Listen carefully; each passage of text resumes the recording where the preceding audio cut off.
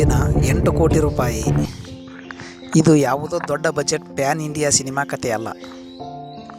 ಇದು ನಮ್ಮ ಮಣ್ಣಿನ ಕತೆ. ಗೆದ್ದ ಕನ್ನಡ ಸಿನಿಮಾ ಲ್ಯಾಂಡ್ ಲಾರ್ಡ್ ಖಜಾನೆ ಕತೆ.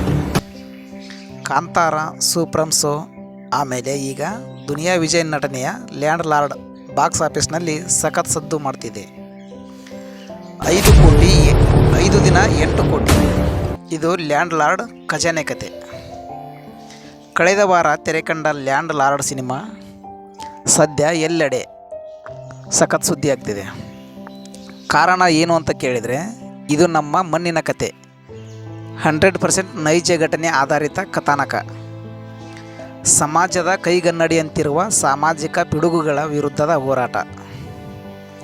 ನಿರ್ದೇಶಕ ಜಡೇಶ್, ದುನಿಯಾ ವಿಜಯ್, ರಾಜ್ಬಿ ಶೆಟ್ಟಿ, ರಚಿತಾ ರಾಮ್ರಂತಹ ಅದ್ಭುತ ಕಲಾವಿದರನ್ನು ಬಳಸಿ ಸಿನಿಮಾವನ್ನು ತುಂಬ ನೈಜವಾಗಿ ತೆರೆಗೆ ತಂದಿದ್ದಾರೆ.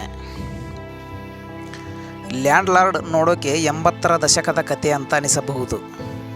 ಆದರೆ ಈಗಲೂ ಸಮಾಜದಲ್ಲಿ ಚಾಲ್ತಿಯಲ್ಲಿರುವ ಉಳ್ಳವರು ಇಲ್ಲದವರ ನಡುವಿನ ಸಂಘರ್ಷ, ಶೋಷಣೆ, ಅನಿಷ್ಟ ಪದ್ಧತಿಗಳು ಇವೆಲ್ಲವನ್ನು ತುಂಬ ಪ್ರಾಮಾಣಿಕವಾಗಿ ತೋರಿಸಲಾಗಿದೆ. ಅದಕ್ಕೆ ಈ ಸಿನಿಮಾ ಸಾಮಾನ್ಯ ಪ್ರೇಕ್ಷಕರಿಗೆ ಅಷ್ಟೇ ಅಲ್ಲ, ವಿವಿಧ ಕ್ಷೇತ್ರದ ಗಣ್ಯರ ಮನಸ್ಸನ್ನು ಗೆದ್ದಿದೆ. ಈಗ ಬಂದರೆ ಅಸಲಿ ವಿಷಯಕ್ಕೆ. ಬಾಕ್ಸ್ ಆಫೀಸ್ ಕಲೆಕ್ಷನ್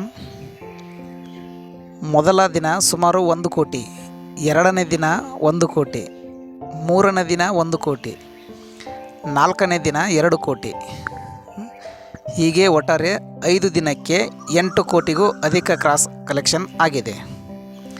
ಇದು ಕನ್ನಡ ಸಿನಿಮಾಗೆ ಸಿಕ್ಕ ದೊಡ್ಡ ಗೆಲುವು. ಮೌತ್ ಪಬ್ಲಿಸಿಟಿ, ಸೋಷಿಯಲ್ ಮೀಡಿಯಾ ರಿವ್ಯೂಗಳು ಮತ್ತು ಗಣ್ಯರ ಮೆಚ್ಚುಗೆ ಚಿತ್ರತಂಡಕ್ಕೆ ದೊಡ್ಡ ಪ್ಲಸ್ ಆಗಿದೆ.